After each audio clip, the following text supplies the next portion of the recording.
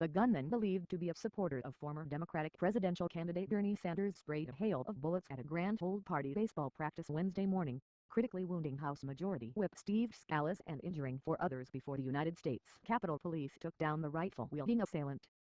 Scalise was in critical condition Wednesday afternoon, MedStar Washington Hospital tweeted. He had surgery after being shot in the hip and was initially said to be stable. The shooter, who had a violent history including arrests for battery, resisting arrest and drunken driving, was identified as 66-year-old James T. Hodgkinson, of Illinois, Fox News confirmed. President Trump said Hodgkinson died from injuries sustained when he was shot by police. I have just been informed that the alleged shooter at the Republican baseball practice is someone who apparently volunteered on my presidential campaign, Sanders said in a statement. I am sickened by this despicable act. Let me be as clear as I can be. Violence of any kind is unacceptable in our society and I condemn this action in the strongest possible terms. President Trump addressed the nation before noon and revealed Hodgkinson died in police custody.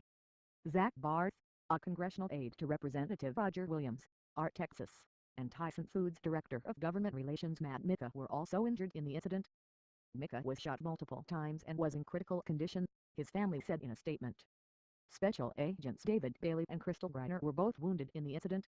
Greiner was shot in the foot or leg and Bailey, who was not shot, sustained another, unspecified injury. Congressman Scalise is a friend and a very good friend, Trump said in the White House address.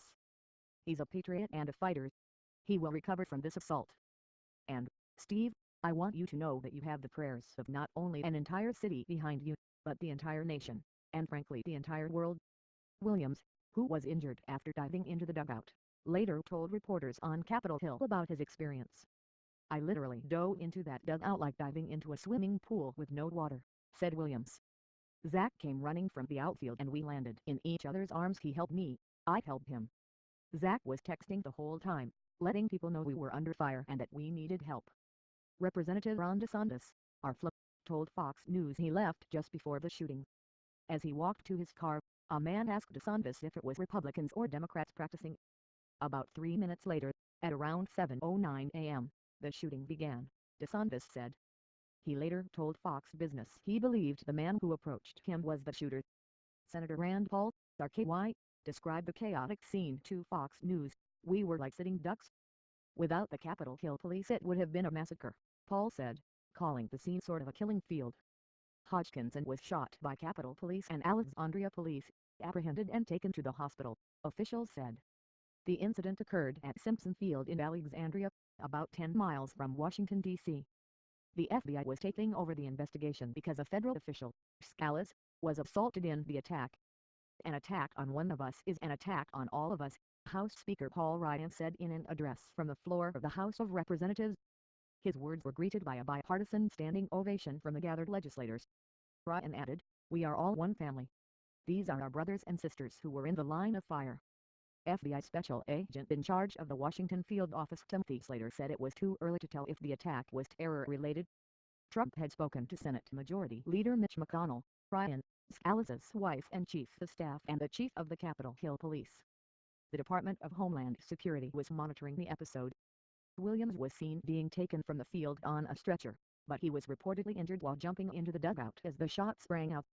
Finally, the shooter was shot behind home plate as he was circling around to the first base dugout where there were a number of the United States congressmen and other folks, Representative Brooks, Ariela, told FMTA LK 1065. Our security detail was able to incapacitate him at that point. I don't know if the shooter was dead. He was wounded. I don't know how many times he was wounded. Brooks reportedly used a belt as a tourniquet to stop the bleeding of an aide who was shot in the leg. Representative Brad Wenstrup, our Ohio, told Fox News he felt like I was in Iraq, but without my weapon. Behind third base, I see a rifle. I hear Steve Scalise over near second base scream, Brooks said. While all of this is going on, Steve Scalise, our whip, was lying on the ground near the second base position crawling into right field, leaving a trail of blood. Brooks said the gunman was using the dugout as cover and estimated the assailant got off 50 to 100 shots during the attack on the 15 to 25 people gathered at the field.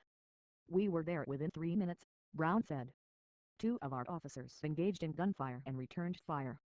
A man walking his dog at a park near the field told Fox News he heard police yelling at the gunman to put the gun down, followed by someone in or around the dugout screaming back, "Just shoot him." Aside from Scalise, Williams, Paul, Brooks, Winstrup and DeSantis, Senator Jeff Flake and Reps. Mike Bishop, Dak Bergman, Chuck Fleischman and Joe Barton were also at the field. A photographer and Bishop's aides were present, too. Alexandria schools were placed on lockdown as the incident unfolded.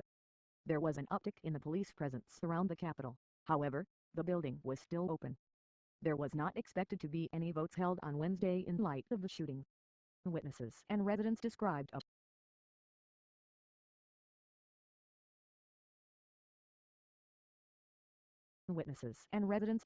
shattered calm Wednesday morning in a normally peaceful neighborhood now plastered with police tape.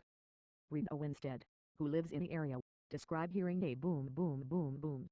She said she was getting her daughter ready for school and then all of a sudden there was gunfire in our neighborhood.